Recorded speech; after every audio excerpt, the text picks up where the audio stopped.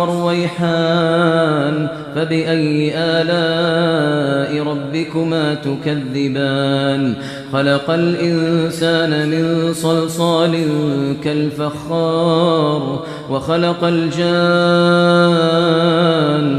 من مارج من نار فبأي آلاء ربكما تكذبان رب المشرقين ورب المغربين فبأي آلاء ربكما تكذبان مرج البحرين يلتقيان بينهما برزخ لا يبغيان فبأي آلاء ربكما تكذبان يخرج منهما اللؤلؤ والمرجان فبأي آلاء